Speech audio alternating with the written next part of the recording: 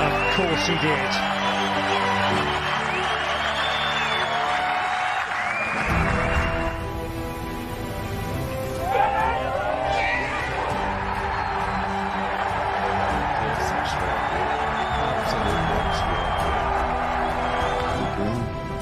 Maple leaf flag.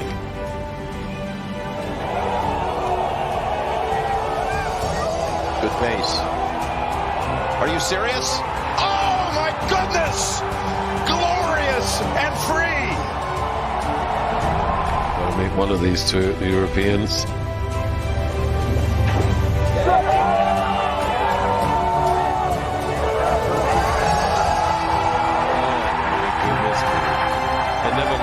Getting there, but it's there, it's right in the middle. Look at Ram on the other side of it. He's all the way back. Kepka conquers the PGA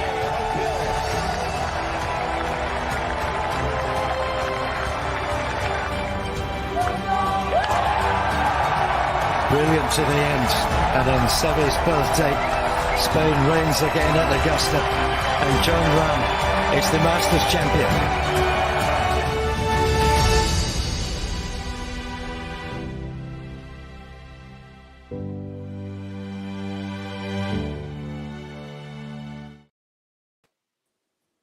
Evening, welcome to Putting for Dough, the PGA DFS show. Just me and Jack at the moment. We're thinking that there's a possibility Nick of the Wigan's going to turn up, but we thought we'd start anyway without him. How you doing, Jack? I've not been on for a couple of weeks. Have you been green at the top of the leaderboard? Yeah, cash is king as usual. That's about it really. GPP's not really doing a lot at the minute, but yeah, cash is king. Didn't really enjoy the event last week. I kind of said in our WhatsApp group that I'm not a massive fan of these limited fields and like 10 people missing the cut. I just don't enjoy them at all. And they actually just released some viewing figures from the Arnold Palmer literally about an hour ago before we come on, and the viewing numbers were massively down compared to last year. So I'm clearly not the only one who's not enjoying it, and I don't know what the solution is. Something's got to happen because this is not enjoyable to watch at the minute. No, hopefully they'll listen to those numbers, because I think, God, there's barely anybody who has any interest in any aspect of golf who likes these signature events with these sort of, barely any cuts. Although, despite the fact only 10 players missed the cut, I seem to have a lot of them last week. In all fairness, I didn't get to do much research at all last week. I was just too busy, which is why I wasn't on the show. And I just literally run a model last week and just picked the top lineup out of the model. So yeah, it was to pick 3 of them was quite impressive. I should probably be winning things for getting so many. It's harder to pick the 10, isn't it, than the 59 or whatever. Yeah, statistically speaking. I don't like them. I really don't. Try to think of talking points though from last week. Scotty Scheffler found his putter. That was one. He did, and that we've been saying it for about a year now. Yeah. If he finds it, then it's game over, and it proves to be the fact. I'm still a little bit wary to trust it. If it, we've only seen it for one event. Stewie there just put Svensson killed him. I think he was quite a popular pick last week, Svensson. I didn't use him last week. Adam Scott was the one who done me in. But Adam Scott again. Svensson I know was popular, and I know he killed a few lineups for people last week. But yeah, what was you talking about there? Scotty and his putting. Yeah, so that was it. Like if he found it, that was it. It was game over for the rest of the field, and that proved to be the fact. Arnold Palmer, and I'd like to see it again a few more times before I fully trust it. But they've priced him right up this week. It's going to be it's not hard to use him because that 5K range is back, and we're going to get into all that in a bit later. But Jack's favourite 5K range. Yeah. So not only are the PGA Tour annoying me at the minute, DraftKings seem to be trying to test my patience at the minute as well. So I don't know. It was one of the things. If he found it, he found it, and it was game over for the rest of the field, and that was the case. Yeah, are you good? Is it right? That was Scotty's first win for like 51 weeks or something like that. Is that right? Yeah, the last tournament he won was the Players' Championship Yeah, which last seems year. mad, So, doesn't it? That seems mad now when you think about it. well, if you look back over it all, there's like I think he literally finished in the top 10 bar 2 events after that. So he went on some ridiculous run as well, and that was without putting. So, and then we also had the Wyndham Clark drama, didn't we, as well? Again, back with Wyndham Clark again. That's the second time he's done it now. Trod down, and I don't know. Stewie's there in the chat. I think he says killed me. That's Adam Scott. I think he's referring to there. Yeah. I don't know if there's anyone in the chat that saw the Wyndham Clark episode, and I don't know what your feelings are on it. I didn't like have a lot of Wyndham Clark myself, but I thought that was blatant cheating myself last week. So as I said on FGD this morning, it's like he's more on TV more, isn't he? So he could have been doing this all the time, but he's playing well at the moment, so he's on TV more. Yeah, well, he's a good bet this week, I'll tell you that. Yeah, and also he seems to be stepping up in his signature events, doesn't he? He does. He's like the Brooks Koepka, but for signature events. So yeah, which is funny. Obviously, everybody seems to have a view on golf as well at the moment. Wyndham Clark's another one of those, I think, isn't he? He's one of those who wants 100 players only in every tournament or whatever. And yeah, but I didn't really mind his idea because he wants the 100 player tournaments, but then there's like a relegation as well. Like, yeah. So depending on how that would work, I don't hate that as much, but it's quite funny, isn't it, though? Golf is a sport which hasn't really changed in hundreds of years or whatever. And then all of a sudden, Liv comes on. Everybody has a view on how to make it different and to improve it and everything like that, which just makes me laugh. Yeah, and you go on Twitter and you mention Liv and things like that. There's things about Liv I don't particularly like. I don't like the team aspect of golf. Apart from the Ryder Cup or the President's Cup or something like that, I'm not a massive fan of team golf, so I don't like I literally don't care for the Liv. I'll watch Liv, but I don't care for the team side of it at all. But I will enjoy like the solo leaderboards because they've got at least 8 of my favourite players in world golf playing over there now. So and they have my favourite player playing in world golf over there. So I'm gonna watch it. I just don't care for the team aspect of it. Yeah, it's it seems like at the moment golf is in such a strange transition period. There's always something going on every week. Every week we have something to talk about to do with this. Yeah. And I feel like if we did this show the previous 10 years, we wouldn't be talking about any of this stuff. We'd literally just be talking about golfers and courses and events and stuff. We would. And now it doesn't mean that all this stuff didn't need to be done to try and get everything nice and fair because we have our views on on Moynihan. Well, I've forgotten what his title actually is, and stuff. But, Jay Monahan. Yeah, and all that. So, the president of the PGA. Oh, okay, fine. So, we all have our views on this sort of stuff. But anyway, before we get on to this week, anything we need to announce, Jack, to do with admin? Quite a bit actually. So cool. We upgraded the PFD show handle on Twitter to get us a blue tick. Yes, we paid for it. Jack. But you can now create. Elon has actually done quite a cool update where you can create articles on Twitter itself. So there'll be no newsletter going forward, but everything that was in the newsletter will now be in articles on the Twitter or on the X as we call it. No. So this week's course preview for the Players' Championship is already out with the stats that I'm using. And then tomorrow I will have my core, the Sexy Sixers, and I don't know, we're going to have to come up with a name for these 5K guys now, Mark, as well. Yeah. Filthy fivers. Yeah, something like that. Tea times, weather, and things like that. That will be in tomorrow's article. So there's going to be 2 articles each week now, but it'll be what was in the newsletter. So you're splitting it up there. You're basically going to split it up then. Yeah. So we're going to have the course preview will come out either Sunday, Monday, and then the core, the tea times, the weather, the sexy Sixers, the bets as well. That will all come out on the Wednesday. So, Cool. but that will be directly on our PFD show handle, so you can just head over there and read it. It's the pinned tweet at the minute. So if you want to look at the course preview and what I'm looking at and things, head on over, look at that. And the season-long tracker on Fantasy National, head over to Fantasy National. That's as up to date as it can be at the minute. We had a few more updates for the Valspar Championship earlier and the Wells Fargo. There's so many commitments like coming now. I can remember when I first done this 3 years ago, we never used to get anyone. I literally used to have to.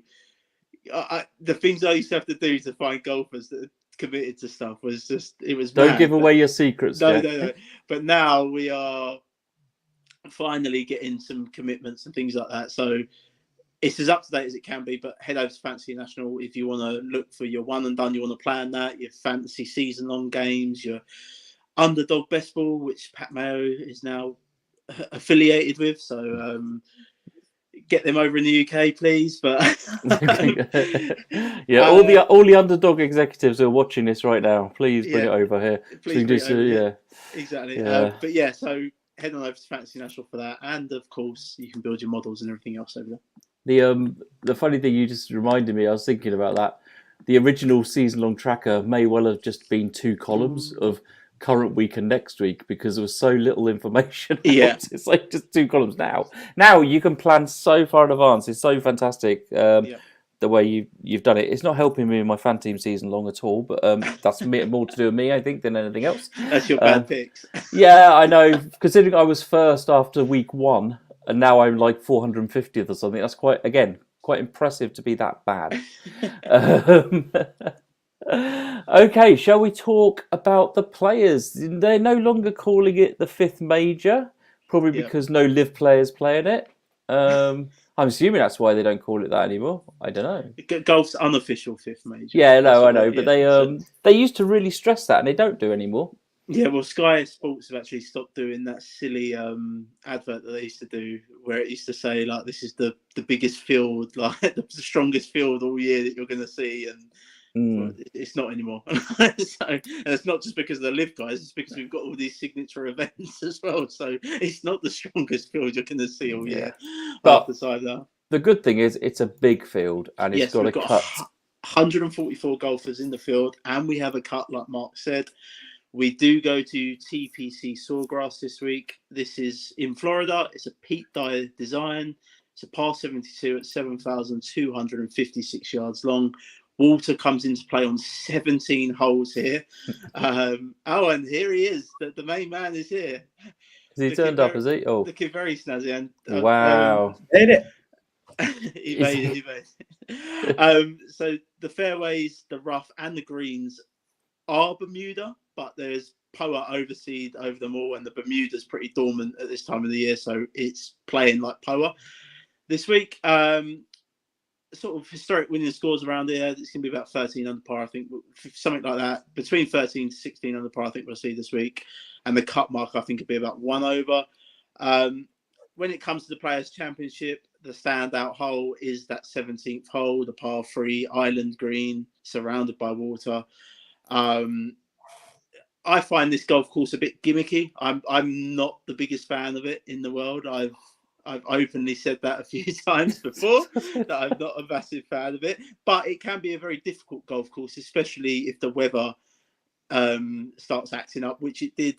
I think it was 2022 when we saw that weather, when they sent them back out in the gale force winds. Do you remember that? And they were all just putting it in the drink on 17.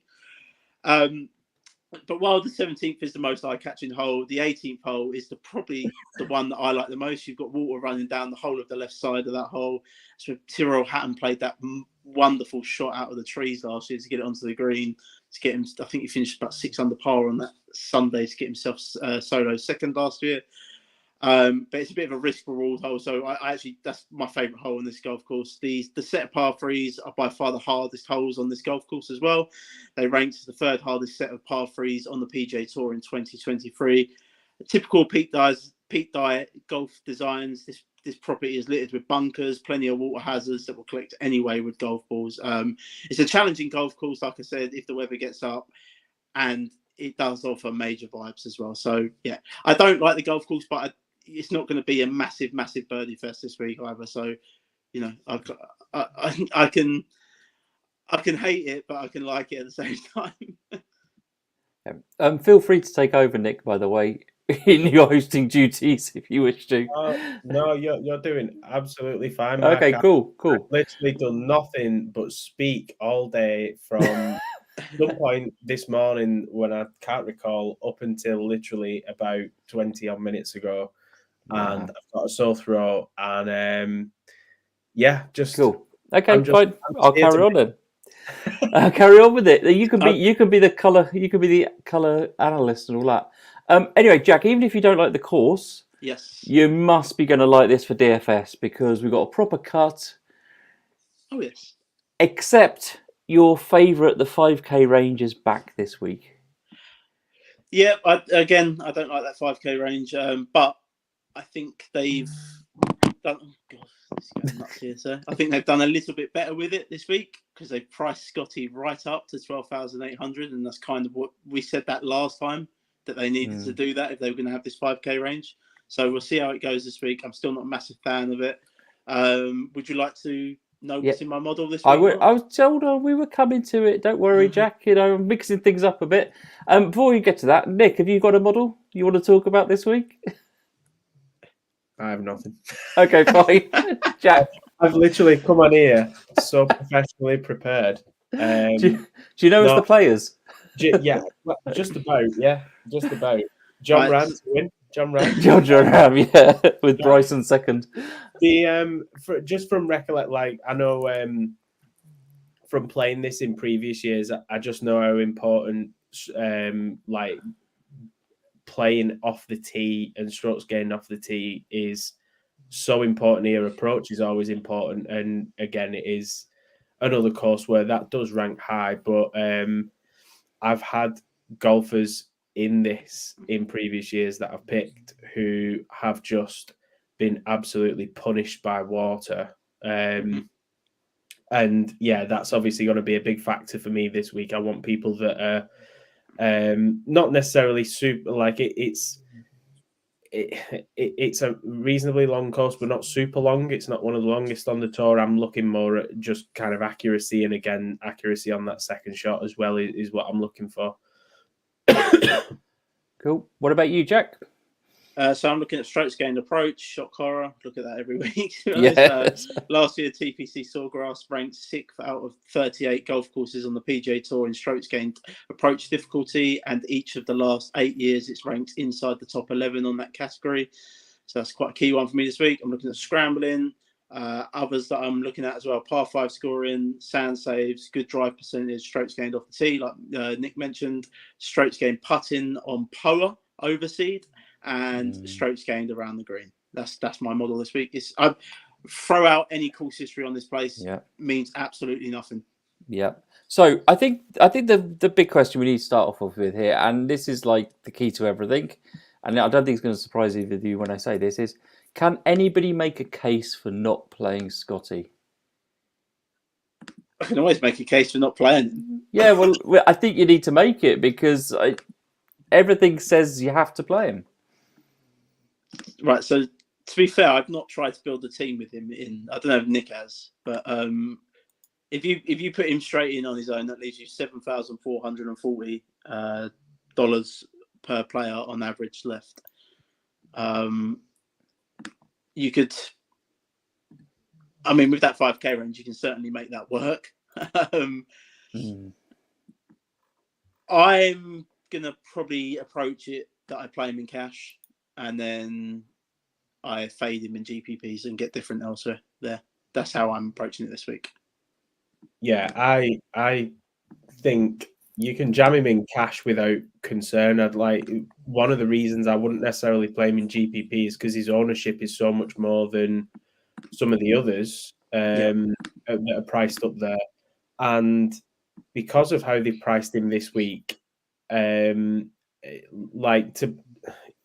do want access to some of these guys that are priced like 8-9K, and to get to that, you can get there, but I feel like you're going to have to dip into the 5s and the 6s. And with the strength of this field, I don't really want to be jamming guys like that into my lineup where I can avoid it. So I think there's a couple of reasons. The other reason, and you touched on it, I think, Jack, just as I was coming on, yes, he found the putter last week, which was good to see. How many weeks have we been, months for that match? How many months have we been saying? 51 weeks we've been saying it. Yeah, if he finds the putter, it's over with. It's done. I think I tweeted last week and said you might as well just hand him the majors if that's the way it's going to be now for the rest of the year.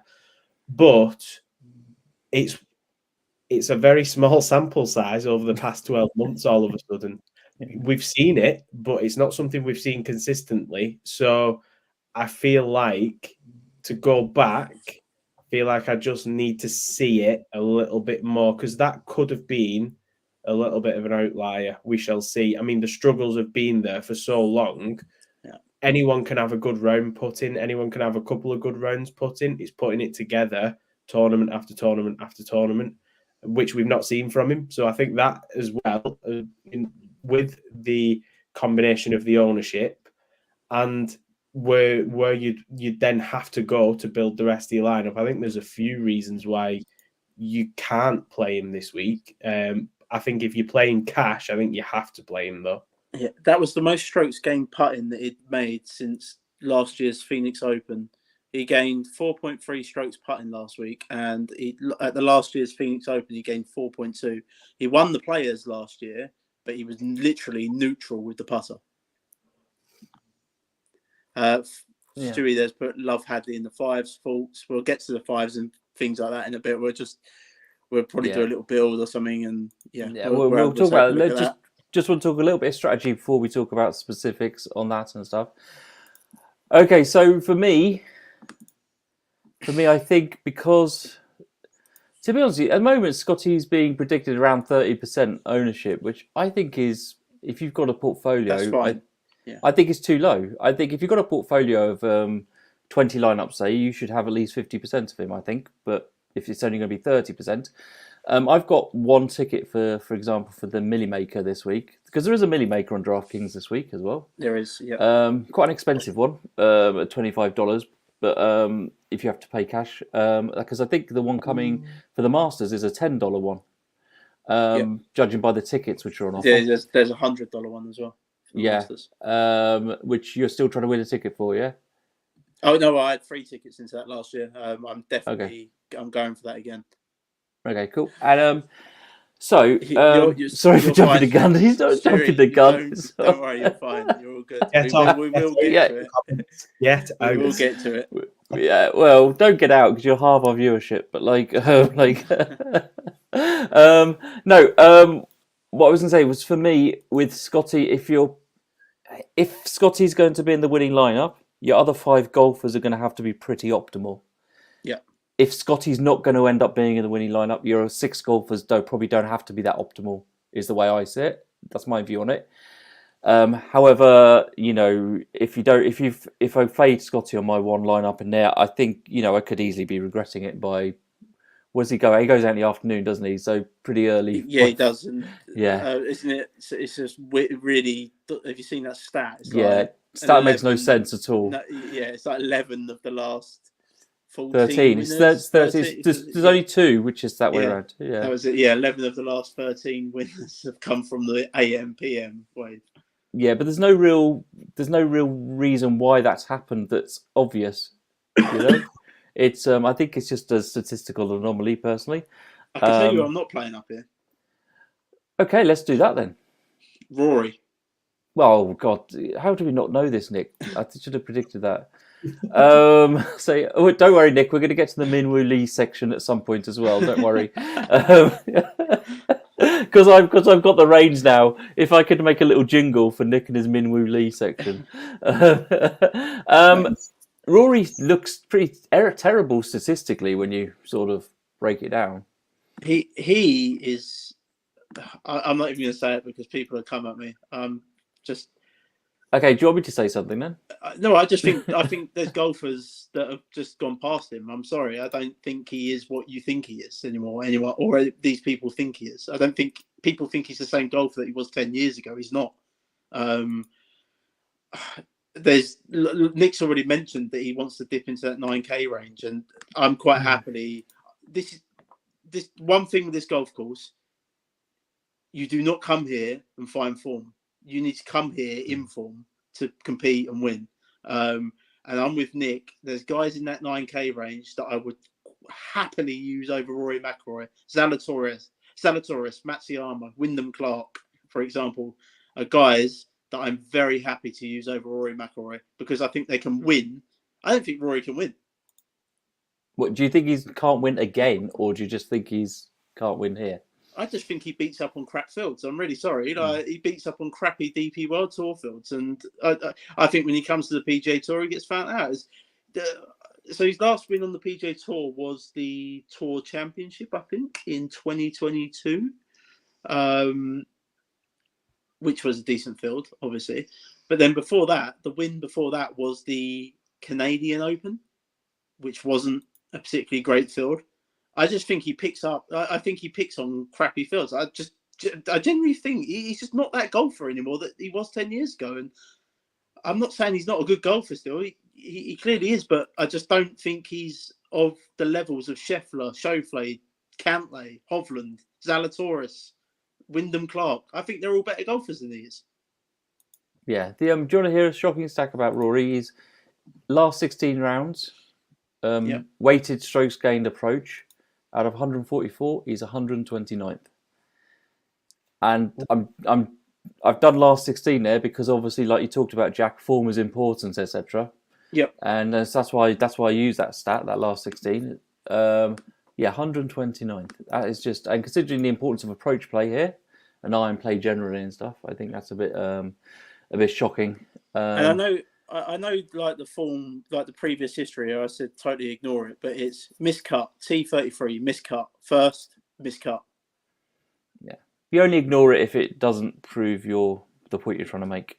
No, I'm just saying. I'm not, and he's apparently he's come out today and said like he's driving the ball excellent, which if you look at the stats, that looks to be the case. But then he lost 4.2 strokes on approach last week at Arnold Palmer. He lost 4.1 strokes on approach at Pebble Beach. And these are all the signature events in the big fields with the big boys. There's so many golfers up there that I will happily use over him. This is not a hatred of mine because people think I've got something against him. It's nothing like that at all. I just can't use him. I don't care if he's the lowest owned guy out there. I can't use him. Yeah, I was going to say, I think he's probably going to have his lowest ownership for a long time in this tournament because of his form. Yeah. Nick, you kind of alluded to this a little bit. Starting in the nines gives you, if you ignore Scotty and his very high price and stuff, and starting in the nines actually gives you loads of flexibility this week on your lineups. Yeah, I mean, I have no problem actually just avoiding quite a few of them names at the top and building out a lineup of some of these guys in the nines for exactly the reason that Jack has just said. We were waiting to see on Zalatoris whether he can re-find his previous form. He's found it. Hideki Matsuyama recently won. Obviously, he had the win at the Genesis. Looked really good. Looked good last week as well. Yeah, he did look good last week. And there was a point where he wasn't even really in contention, but managed to pull himself back to a 12th place finish. Some of the names down at the bottom, like Shane Lowry, it seems to have just found a rich kind of vein of form at the moment. He's T4 at the Cognizant. He comes third at Arnold Palmer. He's gaining strokes across the board. He's actually in the field, like top 10 in terms of driving accuracy. He went through that kind of purple patch, if you remember, a couple of years back, Shane Lowry, where he was really good. And we like when it came to every kind of major tournament, like his name was always being thrown out there. And then his form dipped. And I feel like he kind of plodded through the year last year, didn't really, nothing spectacular, probably the odd top 10, a couple of top 20s and stuff like that. But he has been finding form recently. I just think that there's golfers in this range, especially with the ownership. It's the ownership in this range is really quite balanced. It seems like no one's kind of set at the moment, other than Will Zalatoris, who is creeping up to 20%. There's no one who is being like really favoured over anyone else. And I think, again, with Zalatoris, some of that will probably just be some recency bias because we've seen his return to form. So, yeah, it's quite a few names. And I know you said course history is not massive here, Jack, and I do agree. But, there are some players in this range that have done well here in the past. And Shane Lowry is one of them. He knows his way around the place. But there's a few players in this range, to be honest, that I'd quite happily build a lineup from this and maybe just avoid them guys from the top completely. I'm with you, I agree. Rory. Also, I don't know whether some of his best career form came in the year where he didn't actually win a major. The other year when he was in the running at St Andrews, couldn't make a putt to save his life on the last round. I don't think he one putted that whole round. I think he two putted minimum every hole. Yeah. It's some of his best golf I've ever seen him play that year. Like he felt like he was probably going to win at least one of the four majors, and the Open at St Andrews felt like the one, and it didn't materialise, and that was it. Then the chance was gone.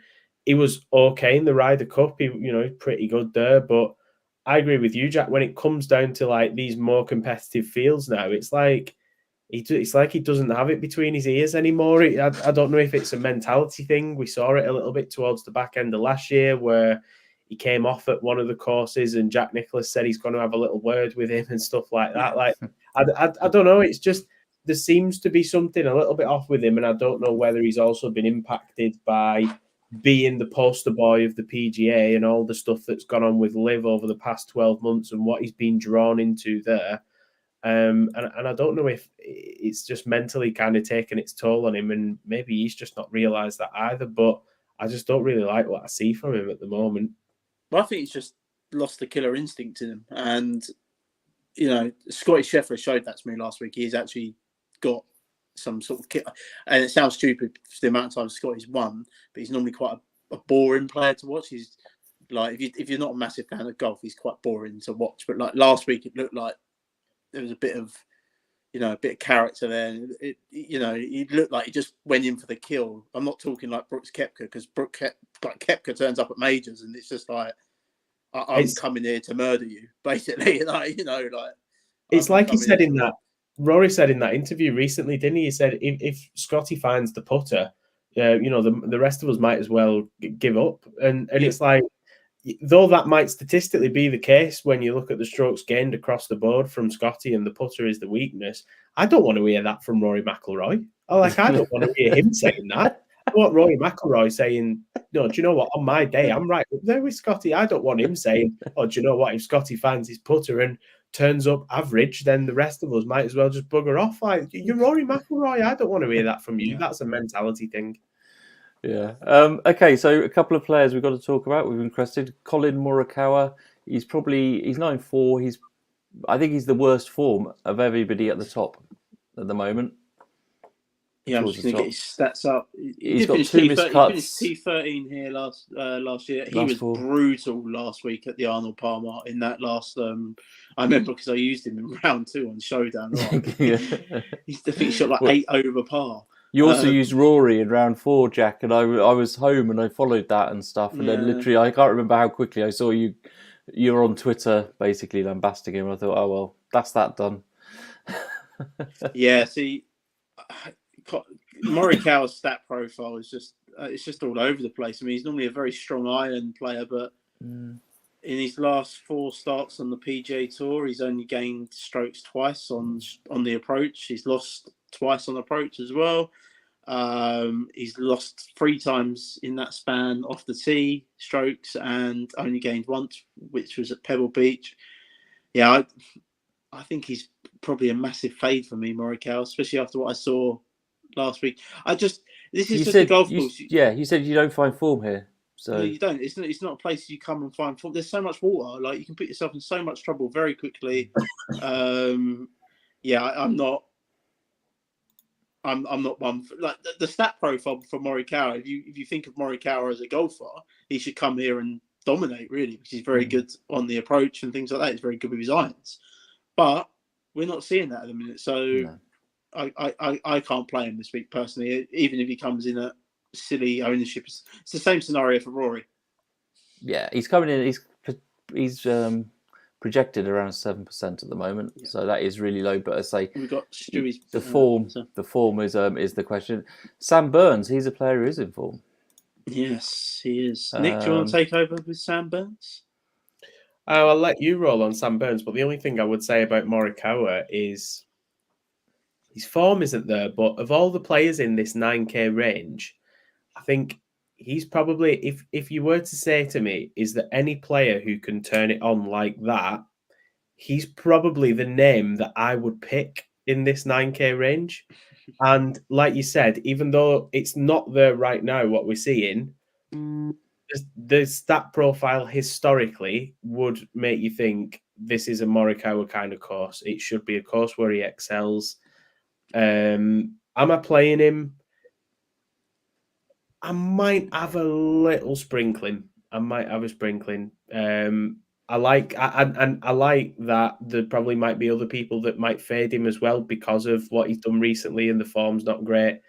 I know you don't come here and find form, but I think if there's a golfer in this 9K range who could just switch it on at any given event, I feel like Morikawa is probably the name I'd put at the top of that list. So I'm with Stewie on Sam Burns. I actually really like Sam Burns this week. He finished T3 at the Phoenix Open, which is on the same type greens that we're going to see this week with that polar overseed. He gained 4.2 strokes putting at Phoenix. He's someone that ranks very highly within my model this week. He's inside the top 5 of my model this week, Sam Burns.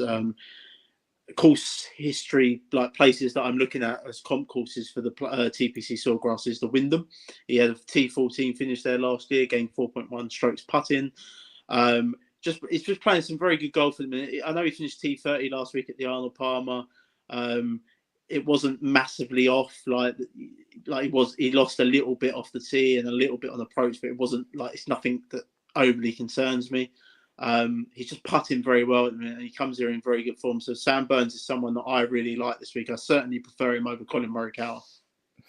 I was hoping Burns was going to be low owned because there's not been masses of talk about him, but it doesn't look like he's going to be any different to anybody else because I really do like him this week. Let's just do our standard Min Woo Lee of Wigan section. So this court the scoring has to be done primarily on the par 5s on this course according to the stats, and the number 1 golfer over par 5s in the last 16 and number 2 golfer over the last 100 is Min Woo Lee. So Nick, are you getting back on the Min Woo Lee train this week? Do you know what? I'm happy to play him this week, actually. I said last week that I didn't want to play him because he was priced at 6,600. His ownership was through the roof. Him and Van Rooyen were both sharing ownership down there. And in the end, I ended up playing Van Rooyen. I didn't play Min Woo Lee last week, but I'm happy to go back there, to be honest, this week at 8K. I think there's some guys priced above him that maybe shouldn't be. I like what I see from him in terms of off the tee. Yeah, you know, I know that he's had some struggles with approach this year, but in the last couple of tournaments that he's played in, he's picked up his approach play again. Yeah, I am happy to go back there, like you said, par 5 scorer. I think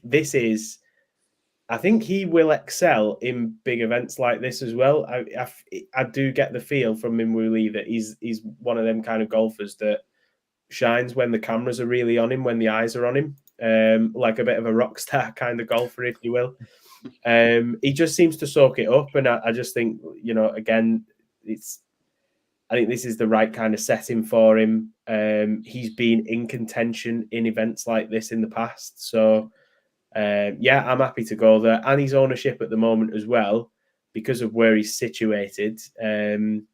Again, you're kind of finding that it's balanced in the low eights, kind of mid eights. There's balanced ownership there. So I'm not too concerned there. Likewise with Sam Burns, I know you just said you were hoping Sam Burns would be a bit lower, Mark, but I think where he's at the moment, if that is where he ends up going off, and he'll probably be a little bit lower than that, I would think. But yeah, I don't think that's a problem. I'm quite happy to go back to Minwoo Lee this week at 8K. He's going to be popular at that price.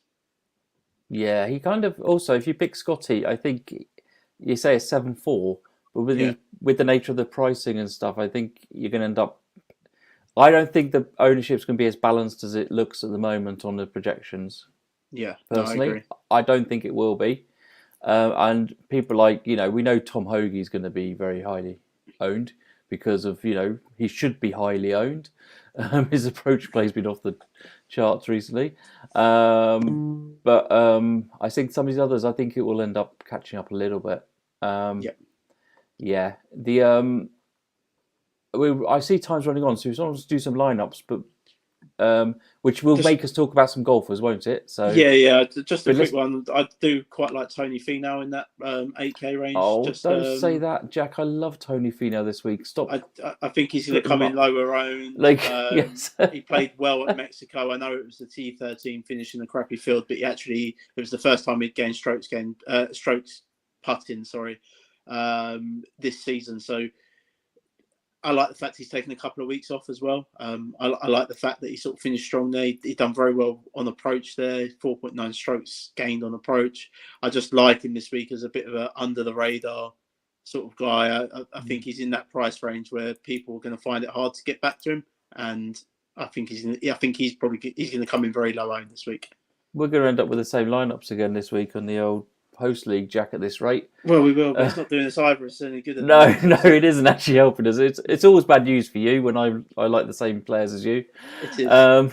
Yeah, Tony Finau. I don't really play much of Tony Finau, but then he just looks too good. I mean, he's been brilliant on par fives recently as well. So as well as all his other good play, particularly. Okay, Chesson Hadley quickly before we start building some lineups, I think. Yeah, we'll take a look at Chesson Hadley. We'll talk about some more players. Yeah, we'll talk about some more players as we build anyway. Where is he? Chesson Hadley, he's 5'7". 5'7". I'm just getting his stats up, but you can.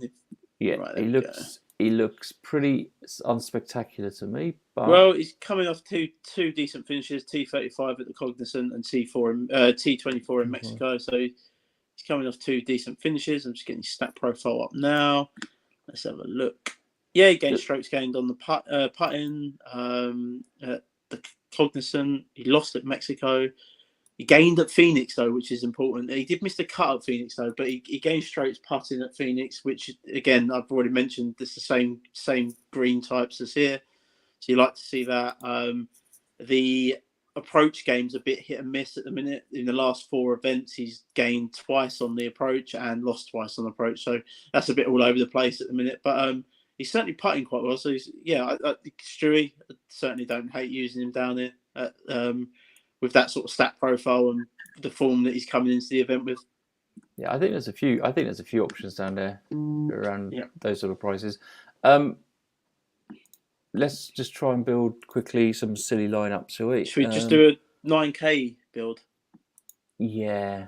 Can we just not tell anybody about it? Right, let's do Zalatoris, Matsuyama, Wyndham Clark, and let's stick in Shane Lowry. And then that leaves us 5-7. I know it takes us, but it does take you down.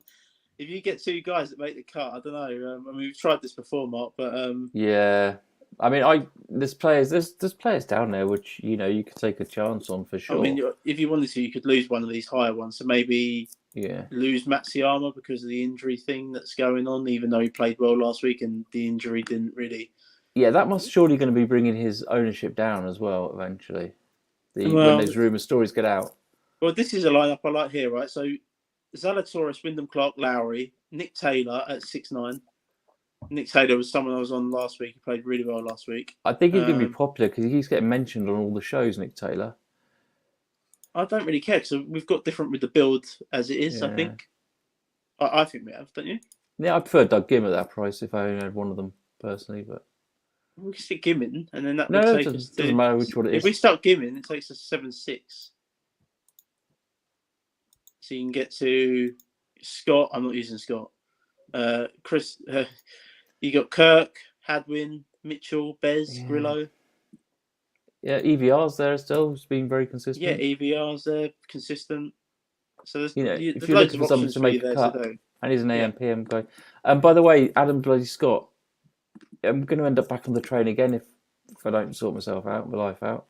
Don't forget Benny Ann. Yeah, I do like Benny, but Benny can spray it a bit off the tee, which does worry me around this place. Yeah, I do. Funny enough, those lineups like that don't look as good as you think they're going to look. I think they can. I just need to. Yeah. But anyway, Should we do a Scheffler one quickly? Yeah, try Scheffler. Let's try. Should we see if we can get two of the high price guys in? All right, Scheffler and I quite like Cantley. I don't know. Okay, cool. Now I'll put us down to 6-7. So now we all have to go into the 5s. Let's get one. Let's use Stewie's guy. Headley. Yeah. Hadley. Puts us on 5-7 7 again, and then we got our Taylor Gim area as well again. So yeah, we're you back end up up with 3 of them though. Well, Stewie likes EVR, so should we stick EVR in this one? He's just Okay. mentioned that in the chat. That takes us back to 6-9. So we could get Nick Taylor in, and then What about Pavon as well down Yeah. yeah, Pavon. There's loads of guys down there you could use. Ekeroat's playing well at the minute. Billy Horschel, I think he's going to be popular this week. He's playing well at the minute, coming in off decent form at the Cognizant. Novak at 6-4, playing well, good golf at the minute. These are just guys you want because they're playing good golf. Two glove. Yeah, he's not playing particularly well at the minute. Two glove. Webb Simpson made the cut last week, 5-9. He's down there. You can use him, I think, this week. He's got good. He's the previous winner of the Players Championship. Andrew Novak's had some good finishes recently. Yeah, that's what I just said about Novak. He's been pretty decent. So you could get. Let's stick Novak in this one, and then that takes us back to 7-5. It leaves you in that range again. Annoyingly, Novak's got 3 top 10 finishes. It's absolutely ridiculous. He's down there, really. Yeah, exactly. But this takes you up to 7-5. You can get to Jaeger, Norin, Fowler, Grillo, Bez. I quite like Grillo, to be honest. He's putting really well at the minute.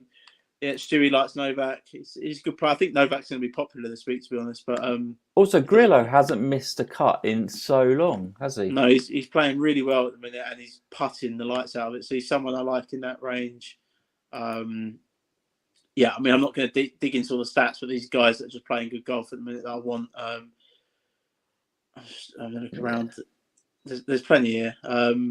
Maybe just try and do a quick 10k build. So should we try Cantley and JT? Cantley, yeah. Could we get a third high one on there at all? Should we try a 9k guy in this one as well? Maybe. Should we try and get a lower 9k? Nick liked Burns. We'd all like Burns, didn't we? At 9-2. Yeah, it gives you 6-6. So then you go into your 5. Yeah, exactly. So we could just get one of the 5k guys, I reckon. Then you're up to 7. So if you put Hadley in again, for example, because of 5-7, then you're up to 7-1. So yeah, so you're up to 7-1 again. You've got like Nick Taylor's there, Cam Davis, who that's going to be the area, isn't it? Pretty good value. That's where you're going to have to get different, because every build that we've done takes you to that 7-1 area. So that's where you're going to have to get different. That is like the pivot point at the moment, isn't it? Yeah. I'm just trying to think of golfers there that Højgaard might come in lower owned there, because you've got Jake Knapp there. He's going to probably get some ownership. Scam Davis normally turns up, he normally turns up, does well on these shorter courses. I like Scam Davis this week. Yeah, I don't mind him myself. Denny McCarthy, who just puts the lights out of everything. So, yeah, that's the area where you're going to have to get different this week, because it's going to be where you're falling on most of your builds. Luke Lister's one way to get different. Oh, God.